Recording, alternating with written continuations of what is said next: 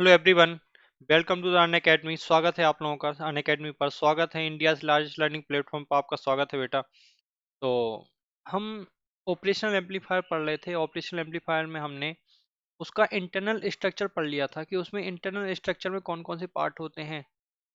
आपके input stage क्या होती है, इंटरमीडिएट स्टेज क्या होती है, लेवल शिफ्टर होता है और आउटपुट स्टेज क्या होती है, और किस किस का क्या काम है, किस पर्पज से हमने उसको लगाया है, वो हमने सब कुछ पढ़ लिया था। और हमने सारा इंटरनल सर्किट पढ़ने के बाद हमने एक उसका सिंबल देख लिया था कि ओपेम का सिंबल क्या है। फाइन। अब हमें उसके आगे पढ़ना है कि एक आइडियल ओपेम, एक प्रैक्टिकल ओपेम की प्रॉपर्टी क्या क्या होती है, हमें कौन कौन सी प्रॉपर्टी को जानना है। फाइन। तो ये सारी चीजें आज हम डिस्कस करने वाले हैं, तो बिल्कुल बनी रहिए शुरू से लेकर एंड तक। और इस चैनल को लाइक कर दीजिए, सब्सक्राइब जरूर कर दीजिए। अगर आप इस चैनल पर आए हैं तो बेटा लाइक जरूर कर दें। अगर आप देख रहे हैं, आप मुझे देख रहे हैं, तो बेटा लाइक जरूर कर देना, है ना। अदरवाइज कोई मतलब नहीं है फिर आने का। आप आए हैं, पसंद कर रहे हैं, तो लाइक जरूर करें। चलो, so let me introduce myself. I am Rahul Kumar Gupta. I am 8 time GATE qualified and 1 time slow qualified, and I am MTech from IIT BHU, and I have teaching experience of about 4 years, and I deal with the subject network theory, analog electronics and signal and system. Fine. तो my dear friend, अगर आप सच में तैयारी करना चाहते हैं तो आपको ये कोड जरूर याद रखना है, RK1। आपको ये कोड जरूर याद रखना है बेटा कि आपके बैच स्टार्ट हो गए हैं। बैच जल्दी से जल्दी आप ज्वाइन कर लो। जितनी जल्दी आप ज्वाइन करोगे आपको उतनी जल्दी फायदा मिलने वाला है। गेट, IES, इलेक्ट्रिकल, इलेक्ट्रॉनिक सबके लिए बैच स्टार्ट हो चुके हैं। तो आप जल्दी से जल्दी RK1 कोड का यूज करके आप जल्दी जल्दी सब्सक्रिप्शन ले लो। फाइन। आपको करना क्या होगा, आपको अनअकैडमी लर्निंग ऐप को डाउनलोड करना होगा। सबसे पहले तो आपको अनअकैडमी लर्निंग ऐप को डाउनलोड करना होगा। डाउनलोड करने के बाद आपको वैलिड मोबाइल नंबर और एंड वैलिड ईमेल आईडी से आपको लॉगिन करना होगा। जब आप लॉगिन कर लेंगे तो आपको यहाँ पर मुझे सर्च करना है राहुल कुमार गुप्ता। आपको सर्च करना है राहुल कुमार गुप्ता के नाम से। राहुल कुमार गुप्ता के नाम से जब आप मुझे सर्च कर लोगे बेटा, तो आपको मुझे एक बार फॉलो जरूर करना है। Follow me on Unacademy. Follow me on Unacademy. Unacademy पर आप मुझे फॉलो जरूर कर लेना बेटा। यही चीज है जो मुझे मोटिवेट करती है और मुझे आगे ले जाएगी, तो आपको पक्का है आगे ले जाएगी। फाइन। तो आप मुझे फॉलो जरूर करें बेटा। आप आप मुझे फॉलो करेंगे तो आने वाली स्पेशल क्लास का आपको नोटिफिकेशन मिल जाएगा। और जितनी मेरी स्पेशल क्लास है वहाँ पर आप सारी की सारी फ्री ऑफ कॉस्ट एक्सेस कर सकते हो। टोटली फ्री ऑफ कॉस्ट आप एक्सेस कर सकते हो। आपको कोई भी पैसा नहीं बनना है, आपको फ्री ऑफ कॉस्ट आप उसको एक्सेस कर सकते हो। तो देखो, अनअकैडमी की जो क्लासेस होती है वो आपकी 3 जगह होती हैं बेसिकली। यूट्यूब पर स्पेशल क्लास, एंड तीसरा हम बोलते हैं प्लस क्लास। नहीं। तो यूट्यूब और स्पेशल होती हैं, ये आपकी टोटली फ्री ऑफ कॉस्ट होती हैं। इसके लिए आपको कोई भी फीस नहीं भरनी है। ये फ्री यूजर के लिए होती हैं। जो बिल्कुल भी फीस नहीं देना चाहते हैं वो उनके लिए है। बट जो थोड़ा बहुत डेडिकेटेड हैं, जो बिल्कुल जीरो से स्टार्ट करना चाहते हैं, वो प्लस कोर्स में सब्सक्रिप्शन लेते हैं। और ये पेड कोर्स होते हैं बेटा, है ना। चलो, तो अगर आप जीरो से स्टार्ट करना चाहते हो तो आपको सिलेबस कंप्लीशन बैच ही ज्वाइन करना चाहिए। अगर आप सिलेबस कंप्लीशन बैच ही ज्वाइन करते हो तो आपको बहुत फायदा मिलने वाला है बेटा, बहुत ज़्यादा फायदा मिलने वाला है। फाइन।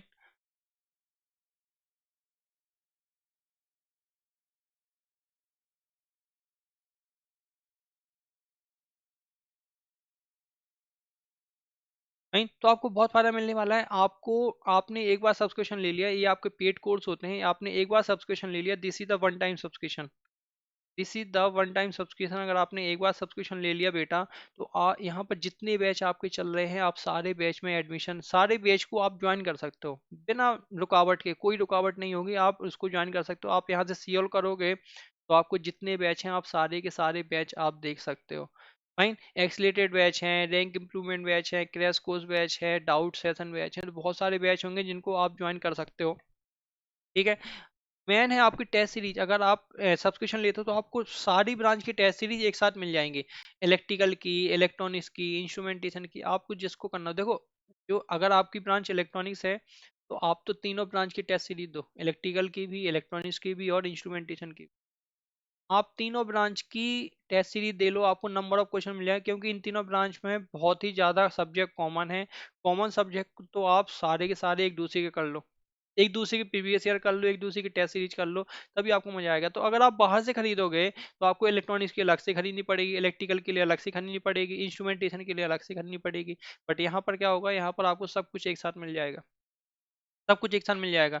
अगर मैं आपकी फीस की बात करूं, आपको सिर्फ अपनी ब्रांच चूज करना है, आपके अपनी फीस की बात करूं तो आपकी फीस कितनी होगी बेटा? एक साल की जो फीस है वो है आपकी 30,000 रुपए।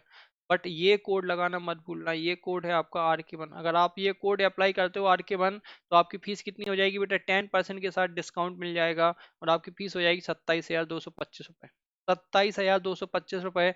और आप जो स्पेशल क्लास देखते हो उसको भी आप रिडीम कर सकते हो, उसको भी आप रिडीम कर सकते हो। और रिडीम करने के बाद भी आपका डिस्काउंट और भी ज़्यादा हो जाएगा। फाइन।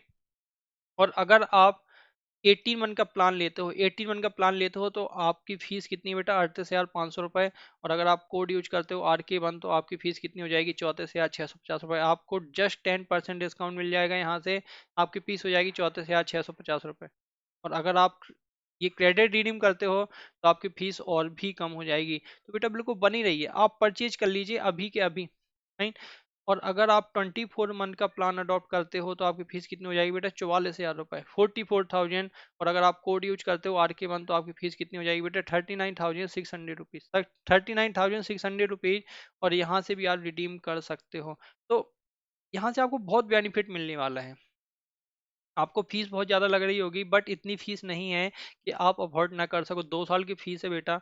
अगर आप सेकेंड ईयर थर्ड ईयर में हो अभी, तो आप अगर इनको इस प्लान को लेते हो तो साथ ही साथ आपकी सेमेस्टर की तैयारी हो जाएगी और साथ ही साथ आपकी गेट की तैयारी हो जाएगी। आपका टेक्निकल बहुत ही स्ट्रांग हो जाएगा, आपका बेस बहुत ही स्ट्रांग हो जाएगा, है ना? तो आप अभी से करना स्टार्ट कर दो। अगर आप सेकंड ईयर थर्ड ईयर में हो ना अभी, तो आप तो अभी से स्टार्ट कर दो। और आपको अगर कोई भी डाउट लगता है, 1% भी डाउट अगर आपके दिमाग में आता है कि सर मुझे गेट की तैयारी करनी चाहिए नहीं करनी चाहिए, तो एक बार मुझे कॉल जरूर कर लेना, एक बार मुझसे कांटेक्ट जरूर कर लेना बेटा। मैं आपको आपके सारे डाउट क्लियर कर दूंगा। ठीक है? आपको कांटेक्ट करना कैसे है वो मैं आपको बता दूंगा। बट आपको क्या क्या मिल जाएगा जब आप प्लस सब्सक्रिप्शन लोगे? तो आपको सबसे पहले टॉप एजुकेटर के साथ आपको लाइव क्लास करने का मौका मिलेगा। जैसे आप ऑफलाइन क्लास करते हो, वैसे ही आपको लाइव क्लास करने का मौका मिलेगा। आप उनसे आप इंटरेक्शन करो, उनसे आप बातें करो, हंसी मजाक करो, थोड़ा बहुत पढ़ाई करो। हंसी मजाक थोड़ा करना है, पढ़ाई ज्यादा करनी है ना? तो पढ़ाई ज्यादा करो। और अपने टॉपिक की अंडरस्टैंडिंग बहुत अच्छी बना लो, डाउट क्लियर करो बेटा। जितने डाउट है अपनी क्रांतिकारी विचार सारे रखो टीचर के सामने, तभी आपका जो बेस है ना वो स्ट्रांग हो पाएगा। अगर आप सोचते हो कि जस्ट रिकॉर्डेड वीडियो देखकर और आपका सब कुछ हो जाएगा, तो बेटा रिकॉर्डेड वीडियो देखकर कुछ नहीं होगा। क्योंकि रिकॉर्डेड वीडियो में आप डाउट नहीं पूछ सकते हो। रिकॉर्डेड वीडियो क्या होता है? आप देखते रहोगे मूवी की तरह और उसको निकाल दोगे, है ना? टेस्ट सीरीज में पार्टिसिपेट करो, लाइव पोल में पार्टिसिपेट करो, और उनके जो नोट्स हैं वो आप PDF फॉर्म में डाउनलोड कर लो। बट PDF फॉर्म में डाउनलोड करने के बाद मैं आपको सजेस्ट करूंगा कि आप अपने नोट्स आप खुद बनाओ। जितने पेन कॉपी का यूज करके आपको बनाना चाहते हो, आप अपने नोट्स आप खुद बनाओ। ठीक है? तभी आप सक्सेस हो पाओगे। क्यों? Because you have unlimited access. Unlimited access है आपको 24/7। आप कभी भी उस वीडियो को, रिकॉर्डेड वीडियो को खोल कर देख सकते हो, अगर आपको पहली बार में समझ में नहीं आता है तो। फाइन। अगर कोई स्टूडेंट मुझसे कांटेक्ट करना चाहता है तो मैं आपको बता दूं, नीचे दिए गया एक आपको क्वेरी फॉर्म मिलेगा, गूगल फॉर्म मिलेगा। उसमें आपको 4 ऑप्शन फिलअप करना है। पहला ऑप्शन है which exam are you going to crack, तो आपको क्लिक करना है GATE and ESE ECN double because I am the faculty of ECN double. What is your name, आपको नाम यहाँ पर डालना है, अपना नाम डालना है बेटा, स्टूडेंट नेम, आपको स्टूडेंट नेम डालना है। थर्ड, आपको यहाँ पर स्टूडेंट नेम के साथ साथ यहाँ पर आपको मोबाइल नंबर डालना है, मोबाइल नंबर। एंड चौथा, आपको यहाँ पर आपको मेरा नाम डालना है जिससे आपको कांटेक्ट करना है। आप जैसे ही इसको सबमिट करोगे, आप जैसे ही इसको सबमिट करोगे बेटा, तो आपका कांटेक्ट नंबर मेरे पास आ जाएगा। मेरी जो बैकएंड टीम है वो मुझे आपका कांटेक्ट नंबर दे देगी और मैं आपसे कांटेक्ट कर लूंगा। आई होप आपको यहाँ तक कोई डाउट नहीं रहा होगा। तो चलो अब स्टार्ट करते हैं प्रॉपर्टी ऑफ ओपन। हमने सारी चीजें पढ़ ली थी, जस्ट मैं एक जल्दी से रिवीजन कर देता हूँ। ये जो ओपेम का सिंबल था वो क्या था? जल्दी से ये चीज आपको रिवाइज कर देता हूँ। ये जो आपका ओपेम का सिंबल था वो कुछ ऐसा था, जिसमें 2 इनपुट थे। अब आप कैसे पहचानोगे कि इसमें आपका ये डिफरेंशियल एम्पलीफायर या फिर ओपेम है? तो बेटा ये प्लस माइनस इसके बच्चे होते हैं, ये आपको जानना है। प्लस माइनस जो होते हैं वो इसके बच्चे होते हैं, ठीक है। अगर आप प्लस माइनस लगाना भूल जाओगे तो बस आपका सब खत्म है, वो ओपेम नहीं है फिर वो, है ना, ओपेम अधूरा हो जाएगा। तो जो प्लस वाला कहलाता है बी वन कहलाता है आपका non inverting input. Non inverting input क्यों? क्योंकि अगर आप सिर्फ V1 अप्लाई करोगे, V2 अप्लाई नहीं करोगे, सिर्फ V1 अप्लाई करोगे तो आपको आउटपुट जो मिलेगा वो आपका इनपुट और आउटपुट के बीच का फेज डिफरेंस आपको जीरो मिलेगा। और जो B2 कहलाता है वो कहलाता है आपका इन्वर्टिंग इनपुट। B2 कहलाता है आपका inverting input, inverting input, fine. इसका मतलब ये है कि अगर आप B2 अप्लाई करोगे सिर्फ, वो B1 अप्लाई नहीं करोगे, तो आपको जो आउटपुट मिलेगा वो क्या मिलेगा? आपको इनपुट और आउटपुट के बीच का फेज डिफरेंस मिलेगा 180 डिग्री, मतलब in out of phase wise 180 degree मिलेंगे, है ना। जो आपका डिफरेंशियल इनपुट होता है या फिर डिफरेंस इनपुट होता है, डिफरेंस इनपुट की बात करें, नेट इनपुट की बात करें, बी डी इक्वल टू होता है B one minus B two. किसी भी ओपेम का जो इनपुट होता है वो होता है B one minus B two. तो बेसिकली जो ओपेम्प है वो किसको एम्पलीफाई करता है? किसी इनपुट के अप्लाई, किसी को, किसी इनपुट के एम्पलीफाई नहीं करता है, वो इनपुट के डिफरेंस को एम्पलीफाई करता है। That means V one minus B two को एम्पलीफाई करेगा और आउटपुट देगा आपको A B not equal to A O L into B one minus B two. भैया ए ओ एल कहलाता है open loop gain, A O L कहलाता है open loop gain, open loop gain, right. तो अब हमें इस आइडियल ओपेम की प्रॉपर्टी देखनी है। यहाँ पर बीसीसी होता है, प्लस का बीसीसी होता है, यहाँ पर माइनस का बी होता है। अभी मैं आगे जाकर बताऊंगा इसका मतलब क्या है। अगर आपका प्लस बीसीसी लगा है, माइनस बी लगा है, तो इसका मतलब क्या है वो मैं आपको बताने वाला हूँ, ठीक है। तो प्रॉपर्टी ऑफ आइडियल ओपेम क्या हो जाएंगी देखेंगे।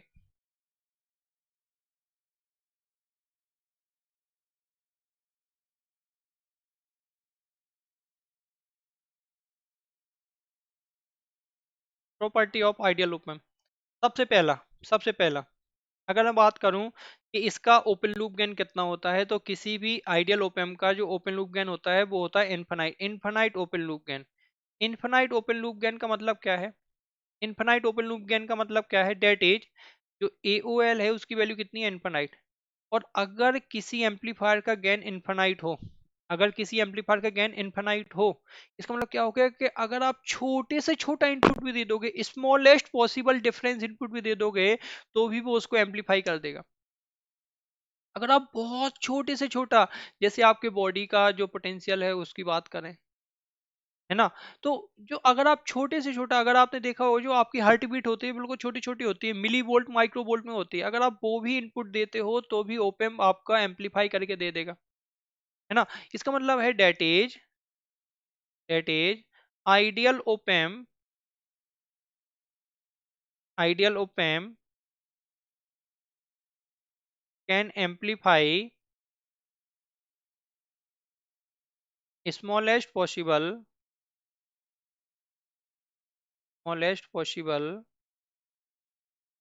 Difference input also, difference input, छोटे से छोटा इनपुट भी वो क्या कर सकता है? एम्पलीफाई कर सकता है। सेकंड, सेकंड जो इसका इनपुट रेजिस्टेंस होता है वो इनफाइनाइट होता है। सेकंड जो इसका इनपुट रेजिस्टेंस होता है इनफाइनाइट होता है, मतलब इसका मतलब क्या होगा? Infinite input resistance, infinite input resistance. Input resistance कितना होता है इसका? इनफाइनाइट होता है। इनफाइनाइट इनपुट रेजिस्टेंस का मतलब क्या है? अगर इनपुट रेजिस्टेंस जीरो है, अगर मान लो, sorry, infinite input resistance infinite है, अगर मान लो ये आपका एम्पलीफायर है, ये आपका एम्पलीफायर है, अगर आप यहाँ से देखोगे तो आपको क्या देखेगा? इनपुट देखेगा, इनपुट इक्वल टू इनफाइनाइट। तो अगर रजिस्टेंस इनफाइनाइट है तो इसका मतलब क्या हो जाएगा? इसका मतलब ये हो जाएगा कि जो उसका इनपुट करंट है वो जीरो होगी, कोई भी इनपुट करंट उसमें फ्लो नहीं होगी। क्यों? क्योंकि इनपुट रेजिस्टेंस कितना है? जीरो। तो these are the property of ideal op amp. मैं एक आइडियल ओपेम की बात कर रहा हूँ। दैट मीन्स दैट इज, का मतलब क्या होगा? That is input current, that is input currents of ideal op amp are zero। Ideal op amp में जो करंट होती है वो कितनी होती है? जीरो होती है। अगर मैं यहाँ पर बनाऊं, एक आइडियल op amp बनाऊं, प्लस माइनस देखेंगे। और ये बहुत ही ज्यादा इंपॉर्टेंट पॉइंट हो जाता है कि अगर आइडियल ओप एम्प है और आपको सारे क्वेश्चन यही मान के सॉल्व करना है, यहाँ पे जो करंट होगी वो कितनी हो जाएगी, जीरो हो जाएगी। यहाँ की जो करंट होगी वो कितनी हो जाएगी, जीरो हो जाएगी। क्या ये चीज समझ में आ रही है? फाइन, ये चीज आपको समझनी चाहिए। तीसरी प्रॉपर्टी जो आउटपुट रेजिस्टेंस होता है वो जीरो होता है। आउटपुट रेजिस्टेंस कितना होता है इसका, जीरो। मतलब जीरो आउटपुट रेजिस्टेंस, जो आर नॉट की वैल्यू होती है वो जीरो होती है। आर नॉट की वैल्यू जीरो होती है, और आर नॉट की वैल्यू जीरो का मतलब होता है कि आउटपुट क्या होगा, एक मैक्सिमम होगा। Because open is a voltage amplifier, basically voltage control voltage amplifier होता है। क्या होता है, वोल्टेज एम्पलीफायर। और एक वोल्टेज एम्पलीफायर को अगर मैं डिजाइन करूं तो कैसे डिजाइन करूंगा, देखेंगे। जो इंटरनल स्ट्रक्चर आपको दिखेगा वो कुछ ऐसा दिखेगा, देखेंगे। इंटरनल स्ट्रक्चर आपको कुछ ऐसा दिखेगा। दिस इज सॉरी, अगर मैं यहाँ पर इंटरनल स्ट्रक्चर बनाऊं तो आपको कुछ ऐसा दिखेगा।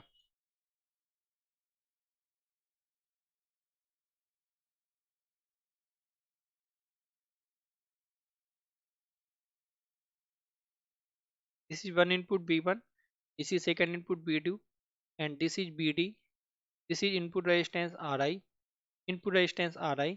और यहाँ पे अगर आप बनाओगे तो यहाँ पे आपको मिलेगा AOL into BD।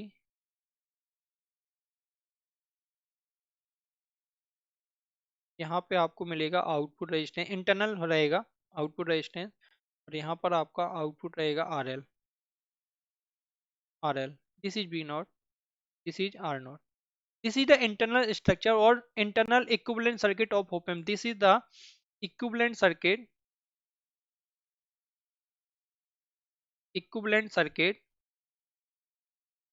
of op-amp, because op-amp is a voltage amplifier. Op-amp is a voltage amplifier. This is a circuit of voltage amplifier. This is the circuit of voltage amplifier. जो ये सर्किट बना हुआ है, ये किसका circuit बना हुआ है, वोल्टेज एम्पलीफायर का।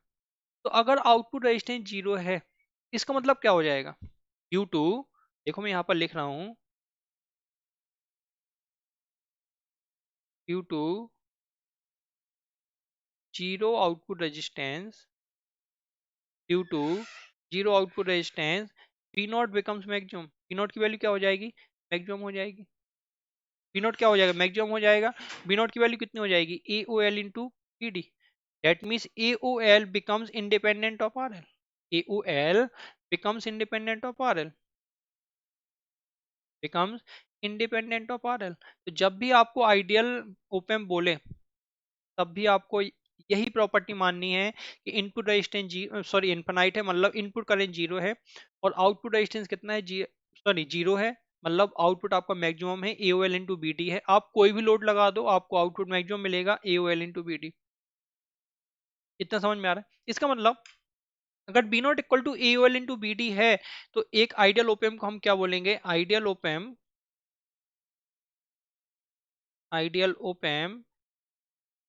Is ideal voltage amplifier. Ideal voltage amplifier की यही प्रॉपर्टी होती है, आइडियल वोल्टेज एम्पलीफायर की यही प्रॉपर्टी होती है, और इसी को हम क्या कहते हैं, वोल्टेज कंट्रोल वोल्टेज सोर्स। ये क्वेश्चन कई एग्जाम में पूछा गया है, वोल्टेज कंट्रोल वोल्टेज सोर्स। तो आइडियल ओपेम क्या होता है, ideal op-amp is a voltage control voltage source, और we can say it is a ideal voltage amplifier. It is ideal voltage amplifier. अगली प्रॉपर्टी, चौथी प्रॉपर्टी की अगर मैं बात करूं, चौथी प्रॉपर्टी कुछ ऐसी होती है कि इसकी जो बैंडविड्थ होती है वो इनफिनाइट होती है। But this is only assumption के इनपुट में आप कोई भी सिग्नल अप्लाई करो, आपको आउटपुट में सारी की सारी फ्रिक्वेंसी मिल जाएंगी। इनपुट में जितनी भी फ्रिक्वेंसी होगी सारी की सारी। बैंडविड्थ इनफिनाइट का मतलब क्या होता है, बैंडविड्थ अगर इनफिनाइट, अगर मैं बोल रहा हूँ पांचवी प्रॉपर्टी आइडियल की, कि बैंडविड्थ कितनी है, इनफिनाइट है, बैंडविड्थ इनफिनाइट है। दैट मींस बैंडविड्थ एक विंडो की तरह आप समझो, कि एक कोई सिस्टम है, उसमें एक विंडो है, आप सिग्नल दे रहे हो और बाहर से आउटपुट निकल रहा है ना। तो वो विंडो कितनी चौड़ी है, उसकी विड्थ कितनी है, that is called bandwidth, that is called bandwidth. Right, तो अगर फ्रीक्वेंसी टर्म में बोलेंगे तो उसको बैंडविड्थ बोलेंगे। जो आपकी बिट है वो क्या है, बैंडविड्थ है। तो इसका मतलब बैंडविड्थ इनफिनाइट का मतलब ये है कि आप किसी भी फ्रिक्वेंसी का इनपुट अप्लाई कर दो, आपको आउटपुट में सारी की सारी फ्रिक्वेंसी प्रेजेंट हो जाएंगी, कोई भी डिस्टॉर्टेड नहीं होगी, कोई भी फ्रिक्वेंसी आपकी लॉस्ट नहीं होगी, सारी की सारी फ्रिक्वेंसी कंपोनेंट आपको मिल जाएंगे। But this is only assumption, this is only assumption, this is not a true. ये कभी सही नहीं हो सकता। Infinite bandwidth is not possible. Infinite bandwidth is not possible because the gain is also infinite. Gain is also infinite. How it is possible then bandwidth is a infinite? So the practical bandwidth of any practical op amp, अगर मैं practical op amp की बात करूं तो bandwidth of any practical op amp is very very less because the gain is very very high, because the bandwidth and voltage gain and bandwidth are inversely proportional to each other. दोनों एक दूसरे के inversely proportional होते हैं। अगर आपका gain ज्यादा होगा तो बैंडविड्थ कम होगी, और अगर आपका गेन कम होगा तो बैंडविड्थ ज्यादा होगी। तो दिस इज ओनली अजम्पशन, जो हम आइडियल चीज पढ़ रहे हैं, दिस इज ओनली अजम्पशन। हम सिर्फ एज्यूम कर रहे हैं, हम सिर्फ मान रहे हैं उसको, एक आइडियल सर्किट मान रहे हैं। आइडियल सर्किट में क्या क्या प्रॉपर्टी हो सकती है वो मैं आपको डिस्कस कर रहा हूँ यहाँ पर। तो इनफिनाइट बैंडविड्थ का मतलब है that is ideal op amp can amplify all frequency. Ideal op amp can amplify all frequency, ये चीज आपको बिल्कुल पता होनी चाहिए कि इनपुट सारी की सारी फ्रिक्वेंसी, सॉरी इनपुट में जितनी फ्रिक्वेंसी होंगी आपको आउटपुट में सारी फ्रिक्वेंसी मिल जाएंगी, सारी फ्रिक्वेंसी आपकी एम्पलीफाई हो जाएंगी, क्योंकि बैंडविड्थ कितनी इनफिनाइट है। पर प्रैक्टिकली ऐसा नहीं होता, प्रैक्टिकली कभी इनफिनाइट पॉसिबल नहीं है ना, बहुत कम होती है, बहुत कम होती है। ठीक है, पांचवी प्रॉपर्टी क्या होती है, जीरो ऑफसेट वोल्टेज। अब ऑफसेट का मतलब समझेंगे। ऑफसेट का मतलब एक तरह से आप एक नॉइज समझ सकते हो, नॉइज समझ सकते हो। जैसे अपने जो आउटपुट है वो क्या होता है, वो होता है A O L into B one minus B two, यही होता है। A O L equal to B not equal to A O L into B one minus B two, है ना। तो अगर मैं बोलूं if if V one equal to B two equal to zero, तो आइडियली बी नॉट कितना होना चाहिए, बी नॉट जीरो होना चाहिए। यही कहलाता है आपका ऑफसेट वोल्टेज, यही कहलाता है ऑफसेट वोल्टेज, कि अगर V1 equal to B2 equal to zero है तो output should be zero, that mean zero offset voltage. इसका मतलब ये हो गया कि अगर मैं B1 और B2 को दोनों को ग्राउंड कर दूं, V1 और B2 को अगर मैं दोनों को ग्राउंड कर दूं, ये माइनस ये प्लस, B2 को भी जीरो कर दिया और B1 को भी जीरो कर दिया, तो output should be zero, output should be zero. इसका मतलब ये हो गया, यही कहलाता है आपका ऑफसेट वोल्टेज। अगर हमें कुछ ना कुछ यहाँ पर आउटपुट मिलता तो इसका मतलब ऑफसेट वोल्टेज जीरो नहीं है, ऑफसेट वोल्टेज जीरो नहीं है। छठवां पॉइंट, छठवां point, infinite common mode rejection ratio. ये बहुत ही ज्यादा इंपॉर्टेंट पॉइंट है, ये मैं डिस्कस कर चुका हूं। Common mode rejection ratio,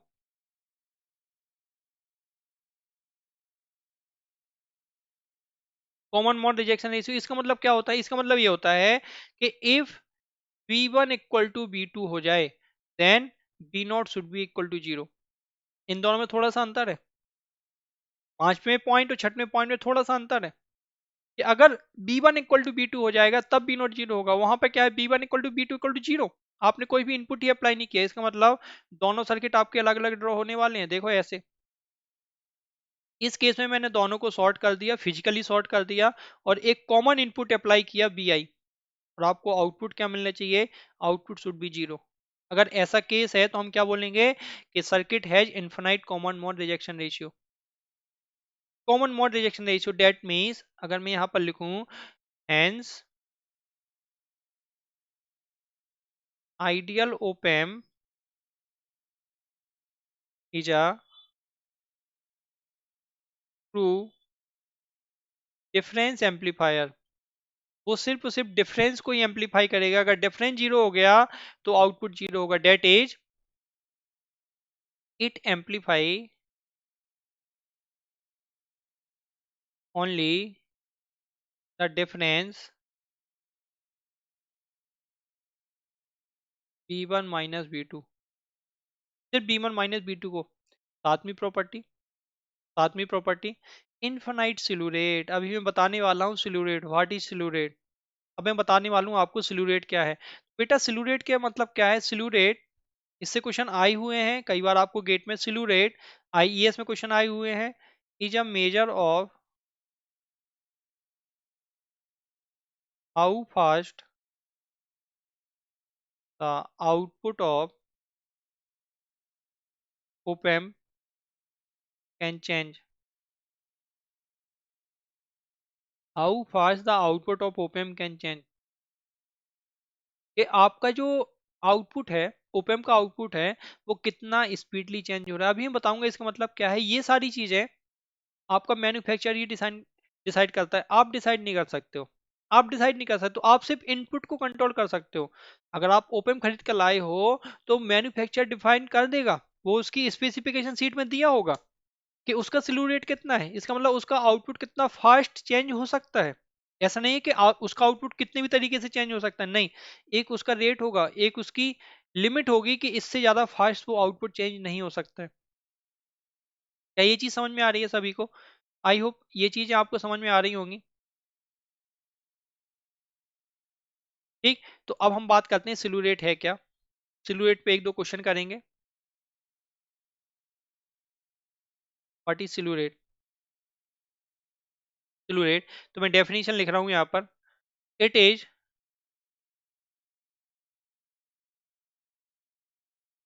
the maximum rate at which output voltage of op-amp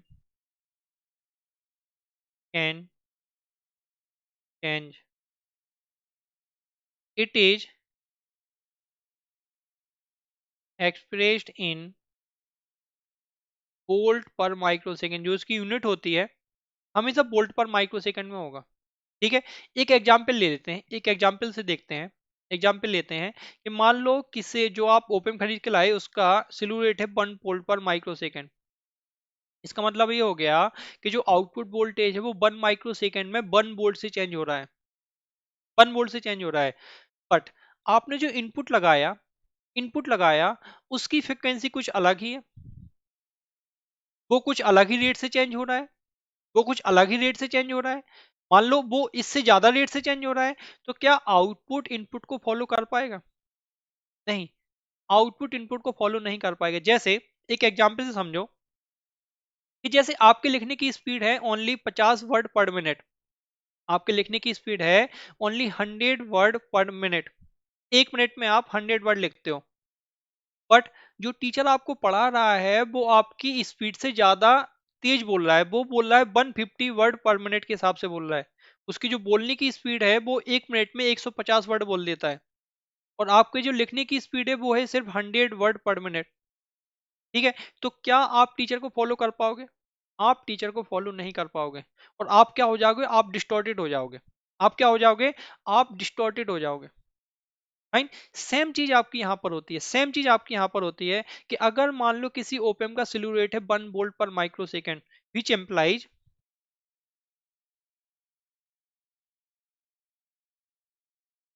employees that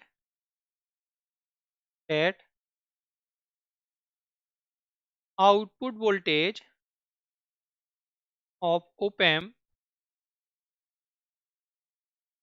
can change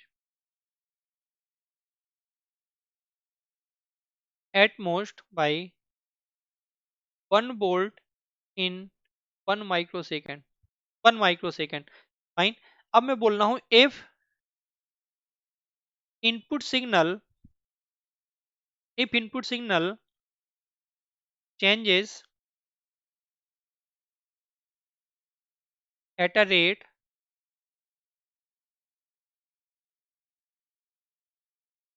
higher than slew rate, then output of op-amp output of op-amp cannot follow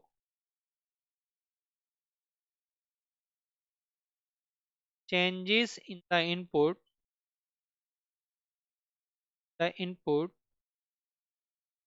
Due to this, Due to this, output signal gets distorted. Gets distorted. This is called slew rate induced distortion. Slew rate induced distortion. Induced distortion. Slew rate induced distortion. ये distortion आपको समझ में आया होगा कि ये distortion क्या है कि अगर आपका इनपुट आउटपुट से ज्यादा चेंज हो रहा है, उसके जो चेंज होने की कैपेबिलिटी है, जो उसकी टेंडेंसी है, वो आउटपुट की चेंज होने की टेंडेंसी से ज्यादा है। तो अगर ऐसा होगा तो आउटपुट इनपुट को फॉलो नहीं कर पाएगा और आउटपुट क्या हो जाएगा, डिस्टॉर्टेड हो जाएगा। फाइन। तो हमें एक कंडीशन निकालनी है, हमें एक कंडीशन निकालनी है कि आउटपुट कितने स्पीड से चेंज हो सकता है। देखो कंडीशन क्या निकालते हैं। Consider a closed loop open circuit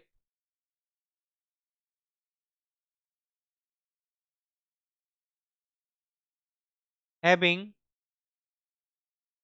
gain ACL, let Bi equal to Bm sin omega naught t, then output voltage कितना हो जाएगा, output voltage can be written as, देखो क्लोज लूप गेन कितना है, किसी भी सर्किट का क्लोज लूप गेन है ACL। अब क्लोज लूप गेन भी हो सकता है, ओपन लूप गेन भी हो सकता है, जैसा भी सर्किट हो आई डोंट केयर, जैसा भी सर्किट हो आई डोंट केयर। तो बी नॉट इक्वल टू कितना हो जाएगा हो जाएगा ACL sorry ACL into B I. तो बी नॉट इक्वल टू कितना हो जाएगा, ACL into B M into sine omega naught T. ACL into B M into sine omega naught T. Fine. अब देखो आउटपुट कितना चेंज होगा, तो मुझे निकालना है DV naught upon D T equal to ACL into B M into omega naught into cos omega naught T. मतलब input की वजह से जो आपका आउटपुट है वो कुछ इस तरीके से चेंज हो रहा है। इसकी मैक्सिमम वैल्यू कितनी होगी, इसकी मैक्सिमम वैल्यू कितनी होगी, इसकी मैक्सिमम वैल्यू होगी जब cos ओमेगा नॉट टी 1 होगा। That means ACL into B M into omega naught. इसकी यूनिट क्या हो जाएगी, इसकी यूनिट होगी वोल्ट पर सेकंड। अभी वोल्ट पर माइक्रो सेकंड नहीं है, बट स्लू रेट किस में होता है, वोल्ट पर माइक्रो सेकंड में। सेकंड को माइक्रो सेकंड में कन्वर्ट करोगे तो कितना आ जाएगा, 10 पावर 6। तो DB naught upon D T. एक बार वीडियो को रोक कर आप ये चीज जरूर ऑब्जर्व करना, मैं ऐसा क्यों लिख रहा हूं, सोचना जरा इसके बारे में। मैंने इसको लिखा है 10 पावर 6 वोल्ट पर माइक्रो सेकंड। अगर आप सेकंड को माइक्रो सेकंड में कन्वर्ट करोगे तो कितने से मल्टीप्लाई कर दोगे, नीचे 10 पावर 6 से। फाइन। तो DB naught upon D T can at most equal to slew rate, equal to slew rate. That is अगर हमें डिस्टॉर्शन रोकना है, ये क्या है, इनपुट की वजह से इतना आउटपुट चेंज हो रहा है, जो आपने इनपुट अप्लाई किया उसकी वजह से output dB naught upon D T maximum इतना चेंज हो रहा है। तो इसकी वैल्यू अगर स्लू रेट से ज्यादा हो जाएगी तब तो डिस्टॉर्टेड हो जाएगा। इसका मतलब इसकी वैल्यू जो है वो स्लू रेट से कम होनी चाहिए। फाइन। तो स्लू रेट आपको हमेशा मिल जाएगा। स्लू रेट ऐसा नहीं है कि स्लू रेट का कोई फॉर्मूला है और आप कोई स्लू रेट निकाल लोगे, नहीं। आपको स्लू रेट अगर क्वेश्चन आएगा तो स्लू रेट का क्वेश्चन में आपको वैल्यू दे देगा, स्पेसिफिकेशन सीट में आपको वैल्यू दे देता है। तो db नॉट अपॉन dt की जो मैक्सिमम वैल्यू है that should be less than equal to slew rate, less than equal to slew rate. तो देखो इसकी वैल्यू रख देता हूं मैं, ACL into V M into omega naught upon 10 power 6 should be less than equal to slew rate. This is the condition. Condition to prevent distortion. Condition to prevent distortion. कौन सा distortion, slew rate induced distortion. Right. तो आपसे कई बार ये condition पूछता है, आपको इस पर क्वेश्चन भी आएंगे। चलो एक क्वेश्चन करते हैं जल्दी से, जल्दी से एक क्वेश्चन करते हैं। An op amp has slew rate of 0.5 volt per microsecond if, पहला क्वेश्चन है, if peak input voltage is 10 volt, calculate maximum allowed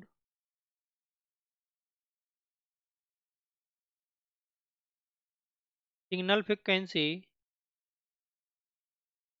such that such that the output is distortionless. The output is distortionless. Second, if closed loop gain is 40 dB and input signal has a frequency 20 kilohertz, calculate maximum allowed peak input, obtain distortion free output. Distortion free output. ये आपके दो question है, जल्दी solve करो, मैं आपको 2 minute का time देता हूँ। आप लोग अभी रिकॉर्डेड देख रहे होगे, प्रीमियम चल रहा होगा, बट आप इसको पॉज करके भी देख सकते हो।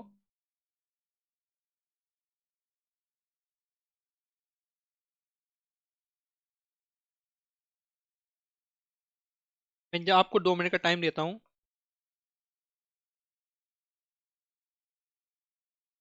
है ना। जब ऐसे क्वेश्चन आपके आए, जब टीचर आपको ऐसे पढ़ाए, तो आप उसको पॉज कर दो वीडियो को और आगे बढ़ जाओ।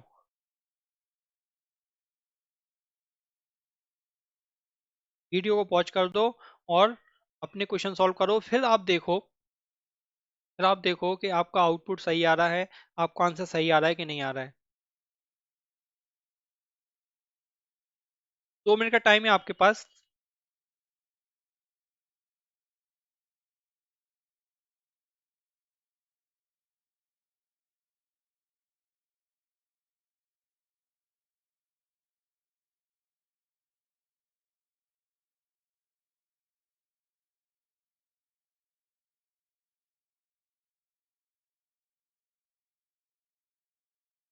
जल्दी जल्दी फास्ट फास्ट इसको सॉल्व करो।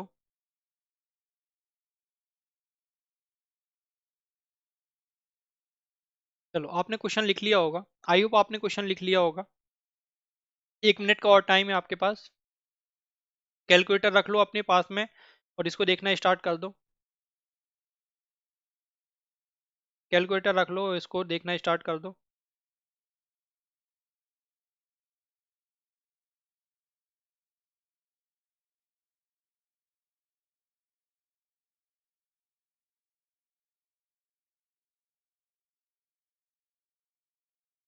चलो, सेकंड है।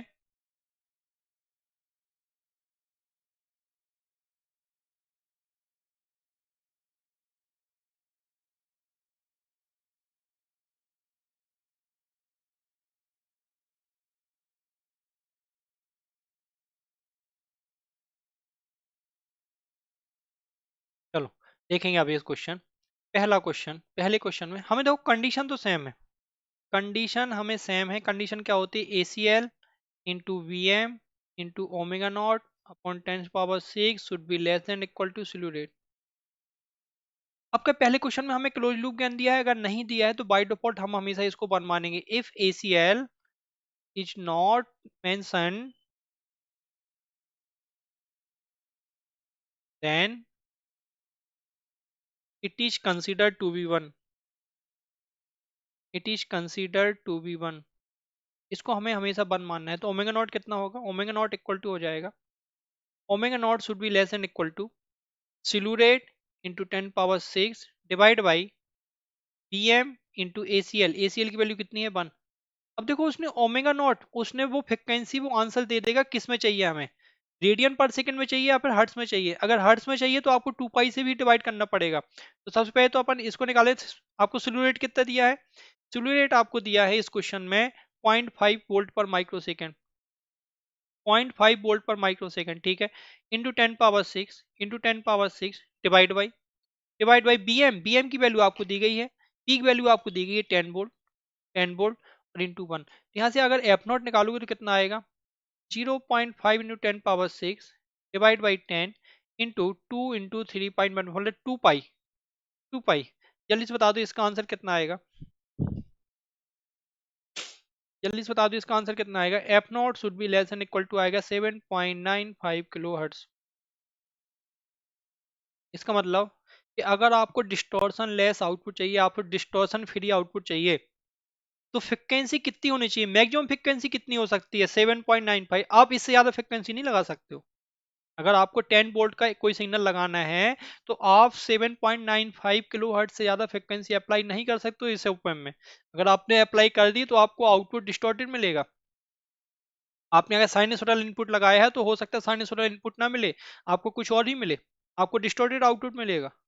या सुनो, तो एक लिमिट आ गई अपने पास कि इनपुट की मैक्सिमम फ्रिक्वेंसी हो सकती है 7.95 किलोहर्ट्ज। तो अगर मैं बोलूं इसकी मैक्सिमम फ्रिक्वेंसी पूछी तो कितनी आ जाएगी, 7.95 किलोहर्ट्ज। सेकंड क्वेश्चन में क्या था, क्लोज लूप गेन दिया है आपको 40 dB, इनपुट सिग्नल फ्रिक्वेंसी दी है आपको 20 किलोहर्ट्ज। आपको निकालना क्या है, आपको निकालना है allowed peak input to obtain,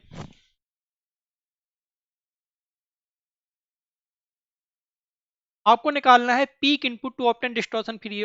तो आपको क्या निकालना है सेकंड में, आपको एसीएल दिया है वो भी 40 dB, एसीएल दिया है आपको 40 dB। अगर आप इसको वैल्यू निकालोगे तो कितना आएगा, ये लिखोगे आप 20 log base 10 ACL equal to 40, दैट मींस एसीएल इक्वल टू कितना आएगा यहाँ से 100, एसीएल इक्वल टू कितना आएगा 100, एसीएल 100 हो गया। अब अपने पास कंडीशन वही है again, ACL into B M into omega naught upon 10 power 6 should be less than equal to slew rate. यहाँ से bm कितना आएगा, bm should be less than equal to slew rate into 10 power 6 divide by ACL into omega not.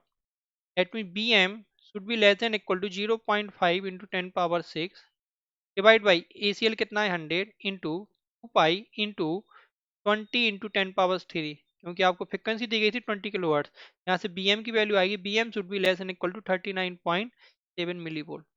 Simple सी बात है कि अगर आपने फ्रिक्वेंसी बढ़ा दी 20, सॉरी अगर आपने फ्रिक्वेंसी रखी 20 किलो हर्ट्ज, 20 किलो हर्ट्ज, इसका मतलब कि आप bm की वैल्यू 39.7 मिली वोल्ट से ऊपर नहीं लगा सकते हो, ये आपकी मैक्सिमम लिमिट हो जाएगी। तो पीक वैल्यू हमें कितनी रखनी है, bm मैक्स की वैल्यू कितनी हो जाएगी 39.7 मिली वोल्ट।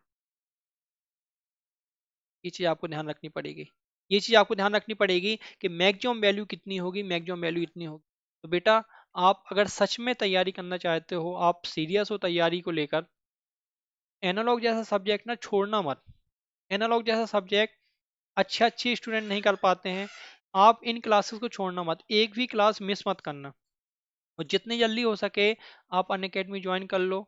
आपको ये कोड यूज करना है RK1, आपको ये कोड यूज करना है RK1। आप ये कोड यूज करोगे तो आपको 10% का डिस्काउंट मिल जाएगा और आप मुझसे पर्सनली कनेक्ट हो जाओगे, आप मुझसे पर्सनली कनेक्ट हो जाओगे भाई। तो ये चीज आपको समझनी पड़ेगी, ये चीज आपको सोचनी है कि आपको तैयारी, आप कितना डेडिकेटेड हो, आप अपनी तैयारी को लेकर कितना डेडिकेटेड हो, कितना आप अपने आप को समझते हो, कितना आप अपने आप को टाइम दे पा रहे हो। फाइन, मेनली है ऑनलाइन स्टडी में आपको डेडिकेशन, अगर डेडिकेशन नहीं है तो आपको कोई भी नहीं पढ़ा सकता है, कोई भी नहीं पढ़ा सकता है। तो आपको डेडिकेशन होना चाहिए, है ना। तो जितनी जल्दी हो सके बेटा उतनी जल्दी ले लो आप सब्सक्रिप्शन, है ना। और इस वीडियो को लाइक जरूर कर दो, लाइक करते जाओ, इसको सब्सक्राइब करते जाओ, लाइक करते जाओ, इसको सब्सक्राइब करते जाओ बेटा, बहुत जल्दी जल्दी लाइक करो सब्सक्राइब करो। तो मिलते हैं नेक्स्ट क्लास में, थैंक यू।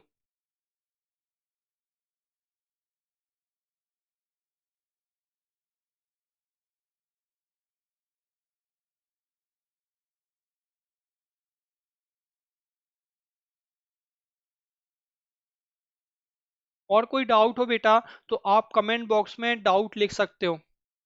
आप कमेंट बॉक्स में डाउट लिख सकते हो कि बिकॉज ये आपका प्रीमियम चल रहा है। आप कमेंट बॉक्स में डाउट लिख सकते हो, जो भी आपको डाउट हो, जो मैंने आपको टॉपिक पढ़ाया है, कोई भी डाउट हो आप कमेंट बॉक्स में लिख देना, आपको आंसर मिल जाएंगे।